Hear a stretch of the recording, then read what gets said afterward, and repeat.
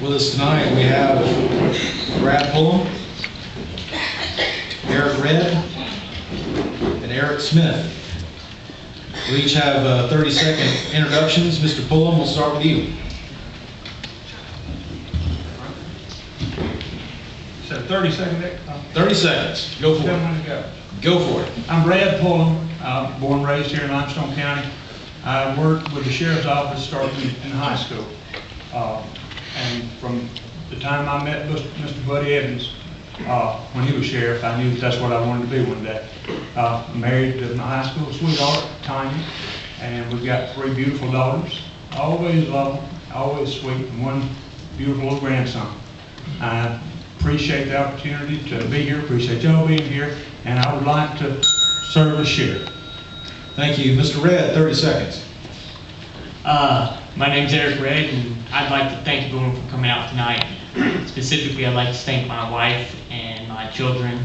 I don't think I'd be able to run without their continuing support. They're my biggest fans, so I appreciate that. And thank everyone else for coming out and trying to be informed. I think that's very important. I salute that. So, thank you. Thank you. Mr. Smith. I'm Eric Smith, 37 years old. I'm married to my wife Adria for 15 years. We have 3 children. My family and I attend West Hopkins Church of Christ. I'm an Alabama State Trooper. I've been with the Alabama State Troopers for a little over 17 years, and I'm currently the only Republican candidate who's currently a certified law enforcement officer. Thank you, sir. Some of the questions for all candidates. Mr. Pullum, we'll start with you. This is a 2-part question. What is your understanding of the administrative role of the county sheriff? And please give a brief overview of how your background makes you the ideal candidate to assume the responsibilities of the day-to-day operations of this critical county department. My understanding of the general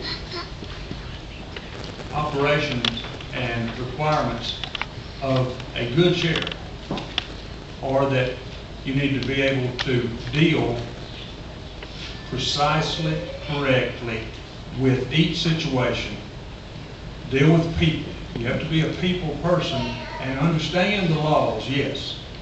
Title 32 or Title 13, but it's very important that a sheriff be able to not only read what's in the law books and make sure that you're able to process a crime scene and that sort of thing, but you have to lead a group of people. With a 8.6 million somewhere around there dollar budget right now for the sheriff's office, including the jail, it's a whole lot of it is being a manager. Thank you, sir. Mr. Redd, same question to you.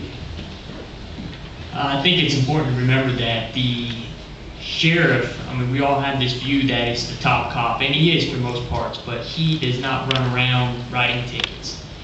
The position of sheriff is actually a project manager. He manages a almost $9 million corporation, and almost, it could be up to 150 personnel. So I believe that project management skills, and the ability to lead, in my case, soldiers, would be the best way to approach that issue.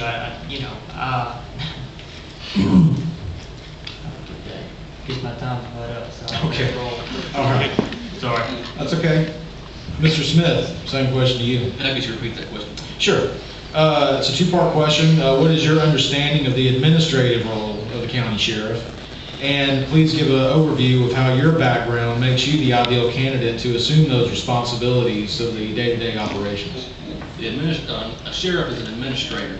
He oversees his employees, making sure he surrounds himself with qualified candidates, qualified people to help him run his sheriff's office and make sure that he has the people's best interest at his hand. He needs to make sure that he's the voice of the people. He needs to have an open door policy, and that way that the people can come and voice their concerns that they have in their neighborhoods or in their communities. And I feel that I've been an Alabama State Trooper. I have a great working relationship with the current people that work for the Sheriff's Office and also surrounding agencies. I believe I work with the volunteer fire department members and members of the emergency personnel. Working with those, I believe it gives me advantage over the rest of the group. Thank you, sir. Next question, Mr. Pullum.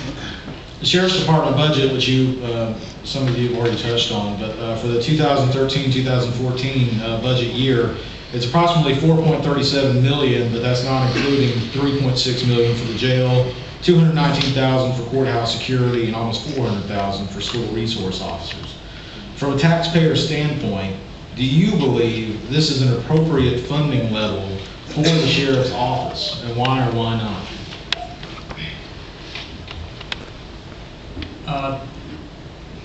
To be recertified as a sheriff's or police officer, it'd take me 2 weeks to go back to school. But for that question, I have to say that I think that it would be foolish. I think it would be a little foolhardy and a little naive to go into an office and right from the get-go say, hey, I want to go in and I want less money than what my department or this department already has, and I want to make it better with less money.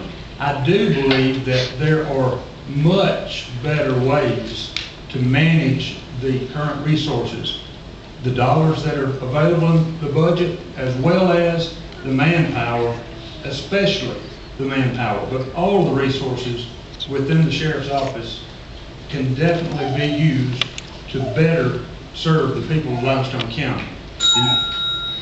Thank you. Mr. Red, same question to you. You repeat it one Sure. more time, I'm sorry. The Sheriff's Department budget for this fiscal year was approximately $4.37 million, but that's not including $3.6 million for the jail, $219,000 for courthouse security, and almost $400,000 for the school resource officer program.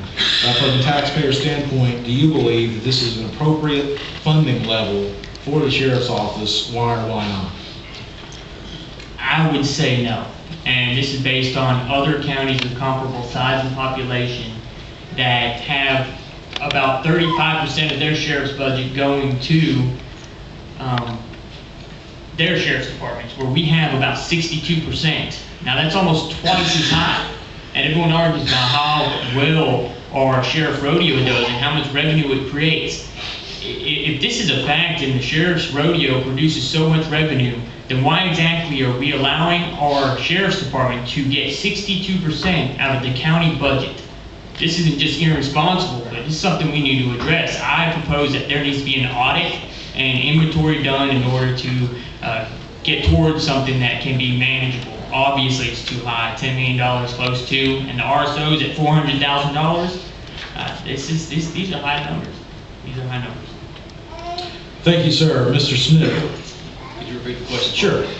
The Sheriff's Department budget for this fiscal year was approximately $4.37 million, but not including $3.6 million for the jail, $219,000 for courthouse security, and almost $400,000 for the school resource officer program. From a taxpayer standpoint, do you believe this is an appropriate funding level for the sheriff's office? Why or why not? This is something that needs to be, I can't sit up here and tell you right now that we need to cut this, and that. I know that needs to be, I need to be in that position making those decisions. I would hope that the county commission will let the upcoming sheriff look and see where he can trim. I know personally there's some issues. One is the airplane. Limestone County doesn't need an airplane. I don't know if you knew they had one, but they've got one. That's a waste of money. Limestone County's not big enough for that. A canine program, a drug dog program. I used to be a canine handler with the state. The current administration bought a drug dog, gave it away after having it just a year and a half, 2 years. There's issues surrounding some of the people, some of the employees driving county vehicles that are not certified personnel. Now, I have no issue with those people operating a county vehicle during the performance of their duties during the day. However, there's room to trim those, a little here, a little there. It makes a big difference. Thank you. Wild card question for Mr. Red. The office of sheriff has long been held by a Democrat who is an active member of the local Democratic Party. In your opinion, how does political affiliation shape and guide the daily duties of the sheriff? And how would a Republican sheriff's approach to the daily duties differ from that of a Democratic sheriff? I think that a lot of times we believe that there's not much different on a local level. And I think in some cases there isn't much of a difference. It's local. and people tend to be here in the South, we're conservative. But at the same time, I believe there's a defining issue between, say, Blakely and myself, where he has advocated against our Second Amendment right, where I've been a staunch Second Amendment supporter. I've gone to rallies in down in Montgomery to argue and defend our Second Amendment right, while he has argued opposite that fact, that we need registration and we need gun control. And I disagree wholeheartedly. And I think that's one of the more important issues. I'm an oath keeper, and I define someone that directly goes in conflict with their oath to uphold and defend the Constitution as an oath breaker. And I believe anyone like that should be removed from office, and that's just how I feel about it. Thank you, sir. Wild card question for Mr. Pullum. Despite laws passed at the state level cracking down on the sale of critical ingredients used in the making of methamphetamine, the drug continues to be prevalent here in the area and across North Alabama. What steps would you take to increase crackdowns on methamphetamine manufacturers and meth-related crimes? How long do I have to answer this? 1 minute, sir. For one thing, I found personally, as the only person up here who's been a sheriff's deputy and the only person that has been that only deputy out for 608 square miles to cover it, that it's easy for people to hide and do the things that they shouldn't be doing.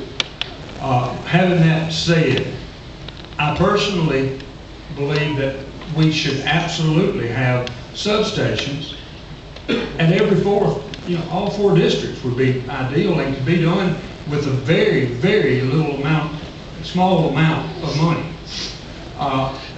Because if you'll notice, when there's a police officer or a patrol car sitting around close, very few people are going to be as inclined to do things that are illegal or unlawful, because they really don't want to go to jail, even those people making meth, and they're terrible.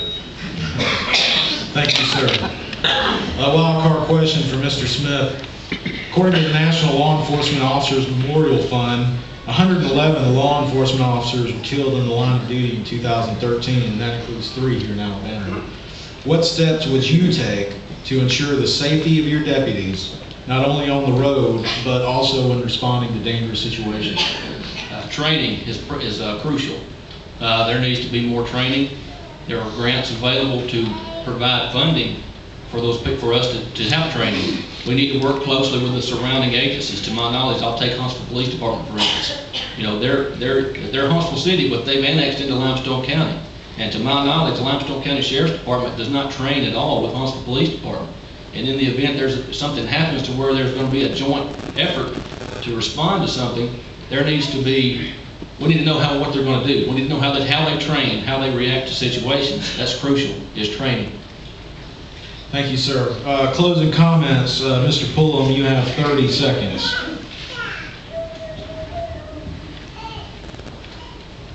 I'll just say that I do absolutely believe in my heart that I am the most qualified person to serve and to lead the Limestone County Sheriff's Office in this coming election. I want to do it to serve the people. I don't want to do it for Brad. I don't want to do it for the notoriety or because I like running around with a gun. But I appreciate your vote. Thank you. Thank you, sir. Mr. Red, you have 30 seconds. I literally came down to the last second of running, to the actual point of writing a check and handing it over. I was very conflicted with running, but I felt compelled to run to at least offer the people a truly constitutional sheriff candidate, and someone that is not running because I'm trying to further my career. I'm running because I care about our community. Thank you. Thank you, sir. Mr. Smith, 30 seconds. All right. The time has come for Limestone County Sheriff's Department to move into the 21st century. It's time on the training and day-to-day operations. I'm a firm supporter of the Second Amendment, and if I'm elected your sheriff, we will not be coming knocking on your door. I believe all law-abiding citizens should have as many weapons as they see fit. Like I said, I've been with the Alabama State Troopers for over 17 years. I feel that I have the knowledge and the experience necessary to lead this department and lead by example. I'm not going to have somebody go do a job that I'm not willing to go do myself, and I appreciate your vote June 3rd.